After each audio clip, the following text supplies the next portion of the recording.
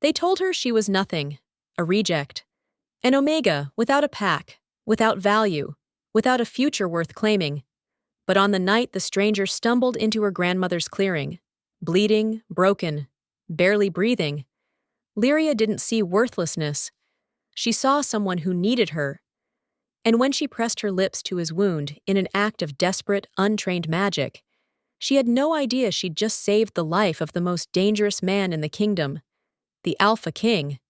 Now he's standing at the altar, looking at her like she's the only thing in the world that matters, and she's about to become his queen. But power doesn't forgive. And secrets? They have teeth. If you're loving this story and want more heart-pounding romance, betrayal, and magic, hit that like button and subscribe. Your support keeps stories like this alive, longer, deeper, and more intense. Now let's dive in.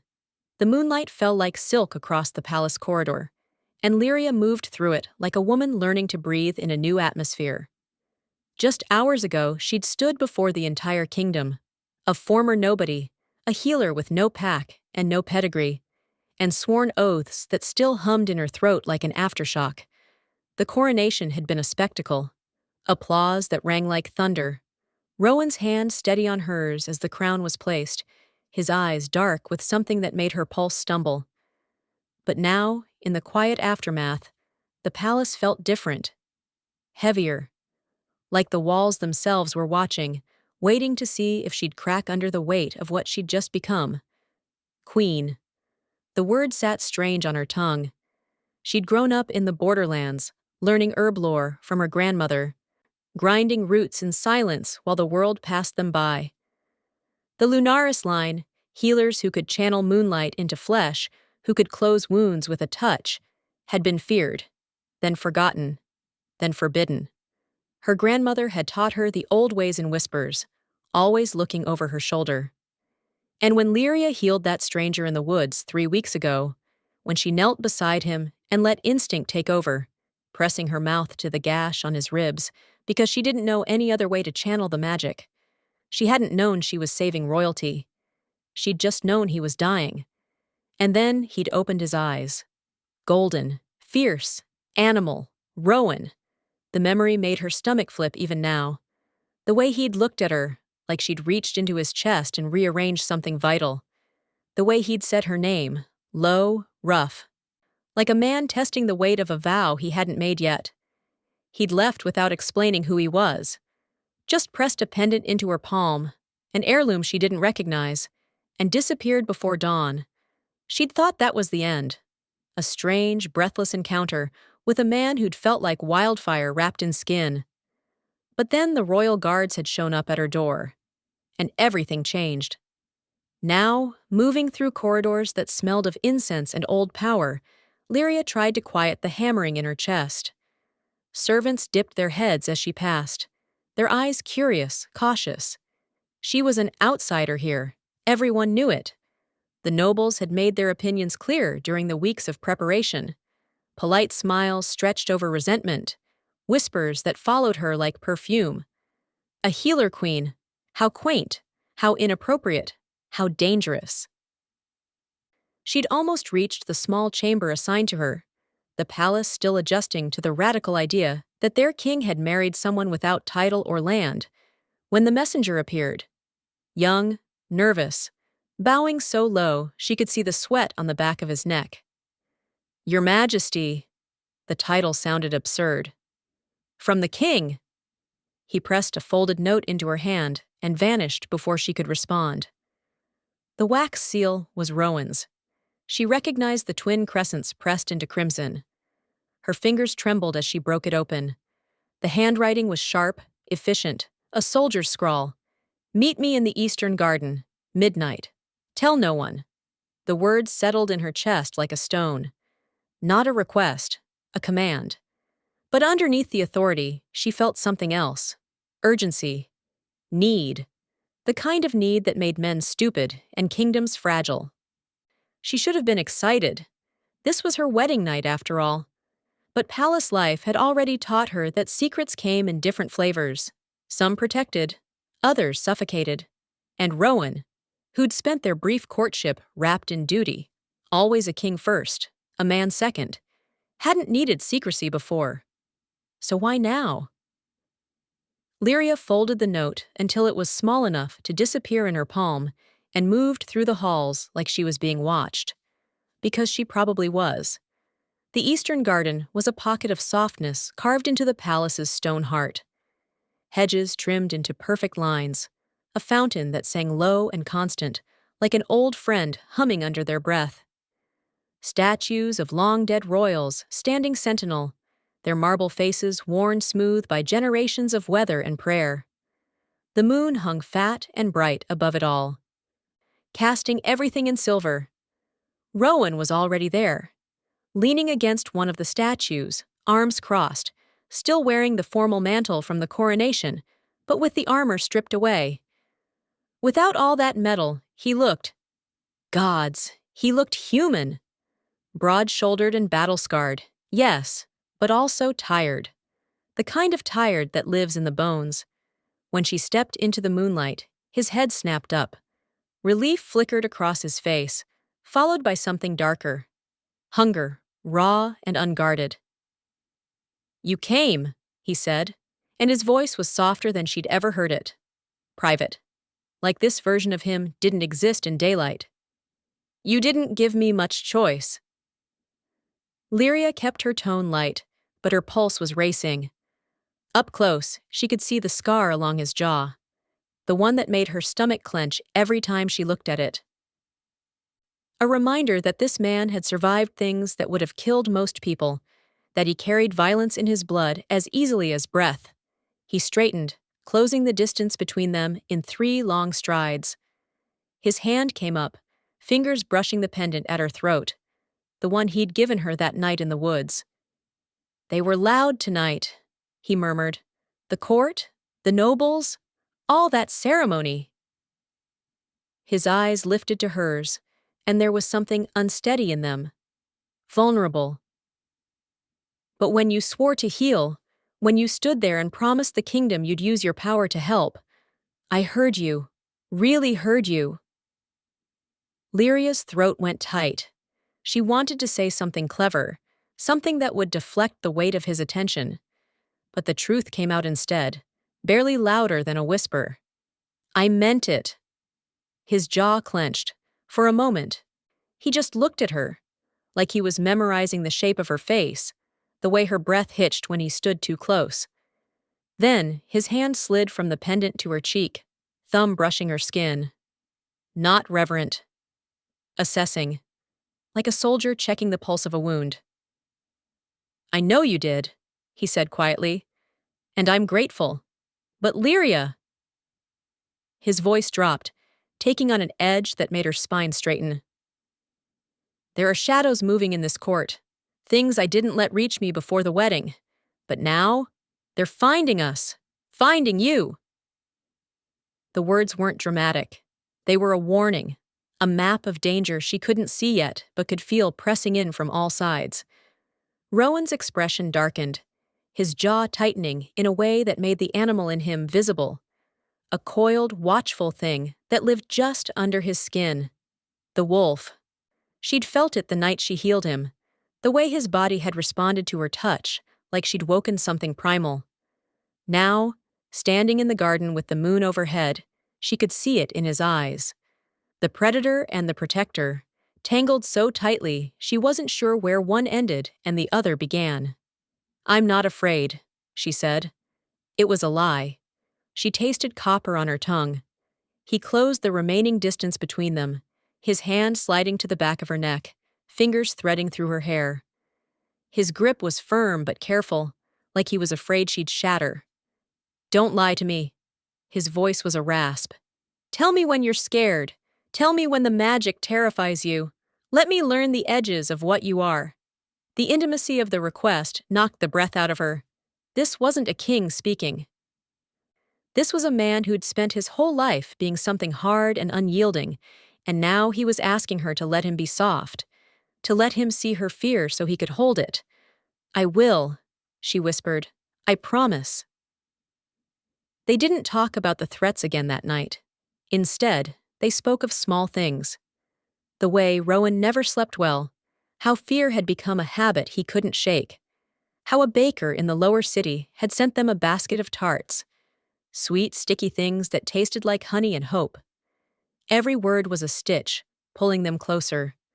Ordinary moments turned sacred just by being shared. When the night grew late and the palace settled into silence, Lyria returned to her chamber, with Rowan's words folded into her chest like a secret. She dreamed of wolves and moonlight, and woke feeling like someone had carved out space for her in the world. Like she wasn't just visible, she was vital. The Morning Council was a different beast entirely.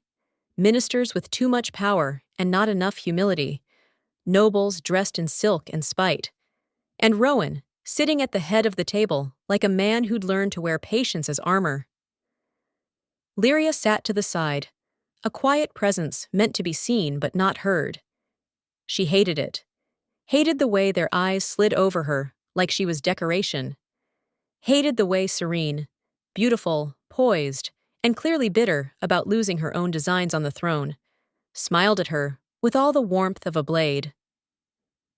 The council was discussing the rogues at Silverpine, a faction that had broken away from the kingdom years ago, angry and unforgiving. They'd sent a message requesting a demonstration of Lunaris healing, proof that the old magic could still be trusted. Some of the ministers thought it was an opportunity, a chance to show strength, but others, Serene included, suggested it was a trap, and that Lyria should be sent anyway. Not an option. Rowan's voice cut through the debate like a whip. She will not be used as bait. If anyone suggests otherwise, they're proposing treason. The room went silent. Serene's smile didn't falter, but something sharp flickered in her eyes. Lyria felt the weight of it. Envy, ambition, the old hunger for power that never really died. It just waited. After the council, a servant found Lyria in the hall and pressed a folded paper into her hand before disappearing. The paper was cheap, the ink smeared like it had been written in haste. The message was simple and vicious. Return the Lunaris line to the border, or the kingdom will burn. At the bottom, pressed into the page like a scar, was a sigil she didn't recognize. Twin crescents and a thorn. Her hands shook as she read it. This wasn't political posturing. This was a threat. Personal, dangerous. Rowan found her minutes later, standing frozen in the corridor, with the letter clutched in her fist. He didn't ask questions, just closed his fingers over hers and pulled her into an alcove, away from prying eyes. "We'll burn this," he said, voice tight, "and we won't let fear feed the people who want to use it against us." But his voice shook, just slightly, and Lyria realized this wasn't just about politics for him. This was about loss. He'd already buried a brother, already survived a coup that left him with scars inside and out. The idea of losing her, of watching the court tear her apart the way they'd torn apart everything else he loved, was unbearable. She pressed her forehead to his chest, felt the rapid thud of his heart. "I'm not going anywhere," she whispered. His arms came around her, and for a moment, they just stood there. Two people trying to hold on to something fragile in a world that didn't reward gentleness. The weeks that followed were a furnace. Lyria's days filled with lessons, herb lore, moon channeling, learning to separate breath from power so she didn't drown in it. Master Elin, the elderly court healer who'd agreed to teach her, was patient but exacting. "Visualize the moon as a cup," he'd say. "Don't try to hold all of it, just what you need." It was harder than it sounded. The magic was instinct and chaos, a tide that wanted to sweep her away. But slowly, painfully, she learned control. Learned the names of roots in the old border tongue. Learned how the Lunaris healers had once moved through the kingdom freely, trusted and revered, before fear turned them into targets. And underneath it all, Rowan. He came to her chambers at odd hours, sometimes disheveled from strategy meetings, sometimes smelling like smoke and steel, but always steady, always there. He'd brush a stray braid from her face, or sit beside her while she studied, or let himself laugh at something ridiculous. Small moments that felt enormous, because they were proof that he wasn't just a king. He was a man learning to be vulnerable. But the palace didn't sleep. 2 nights after the council, an arrow flew through the courtyard, loosed during the hour when the moon was highest, when guards were distracted by shift changes. It struck a tapestry instead of flesh, but the intent was clear. Someone inside the palace wanted her dead. Rowan found her sitting by the fountain, hands shaking, and pulled her into his arms so tightly she couldn't breathe. "They won't touch you," he said, voice rough with fury. "If anyone moves against you, they move against me." The possessiveness should have frightened her, but it didn't. It felt like safety and danger wrapped into one. A reminder that Rowan's love wasn't gentle. It was fierce, protective, the kind of love that would burn the world down to keep her safe. And that scared her more than the threats. By the 3rd week, the rogues sent an envoy. Corvus, a man with steel-gray eyes and a reputation for ruthlessness, arrived with a petition for joint healing missions. Bridges instead of walls, peace instead of bloodshed. The palace erupted into ceremony, banners, speeches, performances designed to show unity. And Lyria, standing at the center of it all, was expected to prove herself. They brought her to the new apothecary wing, a hospital built into the palace grounds. The crowd pressed in, packed tight, their eyes hungry, watching, judging. The sick were carried forward, a child burning with fever, a man whose cough sounded like breaking wood, an elderly woman swollen with illness no herb could touch. Lyria felt every gaze like a brand, but she breathed the way Master Elin taught her, cupped the power like water in her palms, set her hands on the child's forehead, and let the moonlight flow. It wasn't magic, it was work, intention and focus, and the luminous gift her grandmother had passed down. The child's pulse steadied, the man's cough eased, the woman's skin softened, the swelling receding like a tide going out. The crowd gasped, whispered, then erupted into applause that shook the walls. Rowan stood at the edge of the dais, watching her with an expression she'd never forget. Pride and terror braided together, hope blazing so bright it hurt to look at. When their eyes met, she saw it, the life they could build. If they survived long enough, but peace is fragile. And that same hour, someone slipped into the apothecary and left a vial of poisoned oil among the healing herbs, a trap hidden in plain sight. James, the guard who'd been shadowing Lyria like protective ivy, found it, brought it to Rowan with a look that said everything. The man who'd planted it was seen leaving the palace later, a carriage plume pinned at an odd angle. Rumors spread like wildfire. Rowan's jaw tightened when he told her. "They're testing us," he said, "seeing if we bleed, if we break." His voice dropped, rough with something that sounded like grief. "We have to be stronger."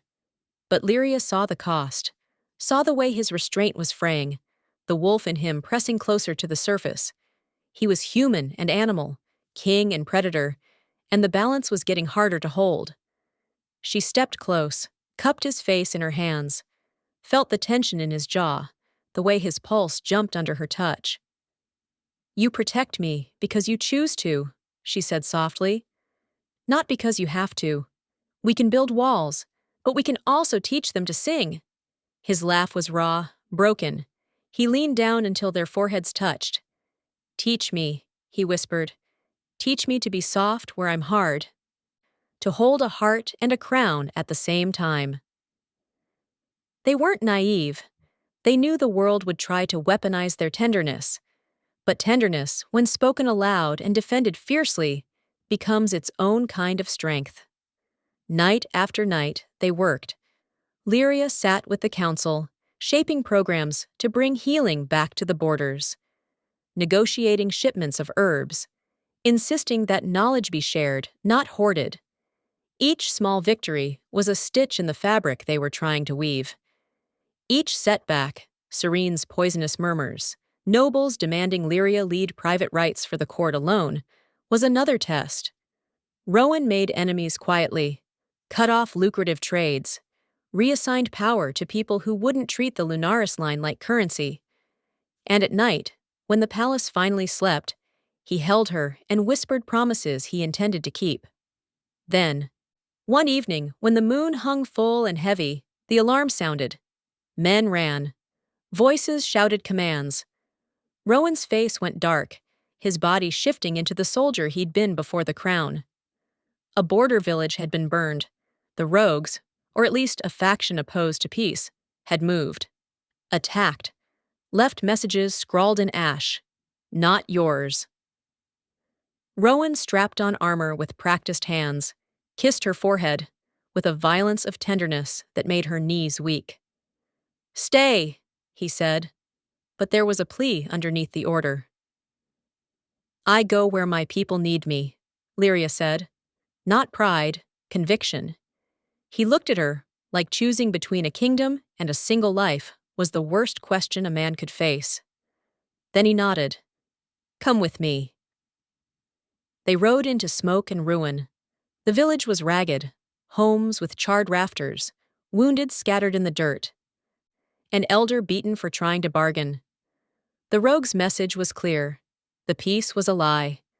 Lyria moved among the dying and the scared, set her hands on a child whose screams had torn through the night, poured moonlight into broken lungs until the breath came steady. She felt the power surge, stronger than before, like the crisis had unlocked something new. Not just healing, authority, the rightness of tending to those who needed her. People watched, some with awe, some with fear. The line between reverence and terror is thin. When dawn broke, Rowan sat in the dirt, his crown smudged with soot, his hands black from lifting beams. He looked at her with raw gratitude. "You saved them." "We have to keep saving them," she said. "Teach them, build clinics, make knowledge theirs." His hand found hers. Around them, the village gathered, broken but alive. The conspiracies in the palace still crawled. The threats still waited, but the people blessed them, spoke of Lyria like she was a sudden spring, arriving when they'd stopped hoping for warmth. They returned to the palace with soot under their nails and a new certainty. There would be harder days. Rowan's wolf would keep testing his restraint. The palace would keep whispering poison. But they'd learned something vital. When the wolf and the healer stand together, fear loses its teeth. Winter came eventually. Frost rimed the fountain's edge, and the palace, once a place of politics and polished lies, learned a different rhythm. In the hush between treaties and the laughter of children who no longer coughed through the night, the kingdom found a new grammar. Power married to mercy. A healed life as a reason to hold on to hope. And Lyria, once a reject, once nothing, stood beside the king who'd learned to be small enough to love and large enough to protect. If you want more stories like this, longer, deeper, with all the romance and danger your heart can handle, hit that like button and subscribe. Your support keeps these worlds alive. Thank you for listening. Until next time.